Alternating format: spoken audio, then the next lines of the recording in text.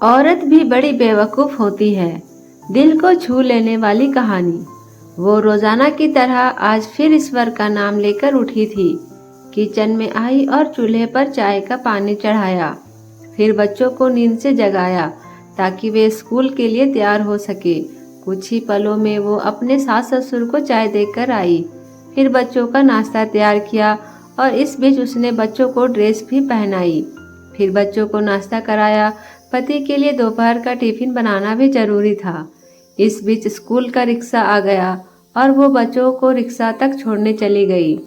वापस आकर पति का टिफिन बनाया और फिर मेज से जूठे बर्तन इकट्ठा किए। इस बीच पतिदेव की आवाज आई कि मेरे कपड़े निकाल दो। उनको ऑफिस जाने के लिए कपड़े निकाल कर दिए। अभी पति के लिए उनकी पसंद का नाश्ता तैयार करके टेबल पर लगाया ही था कि छोटी ननद आई और ये कहकर गई कि भाभी आज मुझे भी कॉलेज जल्दी जाना, मेरा भी नाश्ता लगा देना। तभी देवर की भी आवाज आई कि भाभी नाश्ता तैयार हो गया क्या? अभी लीजिए नाश्ता तैयार है। पति और देवर ने नाश्ता किया और अखबार पढ़कर अपने अपने ऑफिस के लिए निकल चले। उसने मेज से खाली बर्तन समेटे और सास ससुर के लिए उनका परहेज का नाश्ता तैयार करने लगी।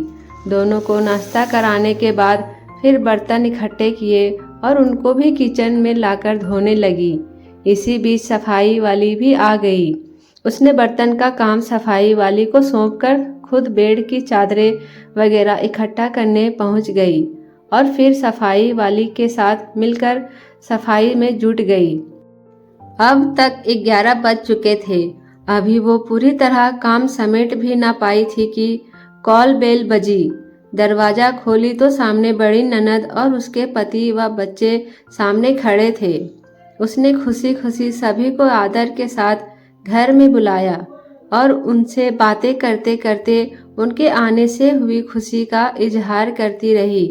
ननद की फरमाइश के मुताबिक नाश्ता तैयार करने के बाद अभी वो ननद के पास बैठी ही थी कि सास की आवाज आई कि बहू खाने का क्या प्रोग्राम है।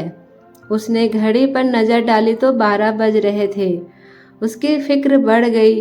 वो जल्दी से फ्रिज की तरफ लपकी और सब्जी निकाली और फिर से दोपहर के खाने की तैयारी में जुट गई। खाना बनाते बनाते अब दोपहर का 2 बज चुके थे। बच्चे स्कूल से आने वाले थे। लो बच्चे आ गए। उसने जल्दी जल्दी बच्चों की ड्रेस उतारी और उनका मुंह हाथ धुलवाकर उनको खाना खिलाया। इस बीच छोटी ननद भी कॉलेज से आ गई और देवर भी आ चुके थे। उसने सभी के लिए मेज पर खाना लगाया और खुद रोटी बनाने में लग गई। खाना खाकर सब लोग फ्री हुए तो उसने मेज से फिर बर्तन जमा करने शुरू कर दिए। इस वक्त 3 बज रहे थे। अब उसको खुद को भी भूख का एहसास होने लगा था। उसने हॉटपॉट देखा तो उसमें कोई रोटी नहीं बची थी। उसने फिर से किचन की ओर रुख किया। तभी पतिदेव घर में दाखिल होते हुए बोले कि आज देर हो गई, भूख बहुत लगी है, जल्दी से खाना लगा दो। उसने जल्दी जल्दी पति के लिए खाना बनाया और मेज पर खाना लगाकर पति को किचन से गरम गरम रोटी बनाकर ला लाकर देने लगी। अब तक 4 बज चुके थे। अभी वो खाना खिला ही रही थी कि पतिदेव ने कहा कि आ जाओ तुम भी खा लो। उसने हैरत से पति की तरफ देखा तो उसे ख्याल आया कि आज मैंने सुबह से कुछ खाया ही नहीं। इस ख्याल के आते ही वो पति के साथ खाना खाने बैठ गई।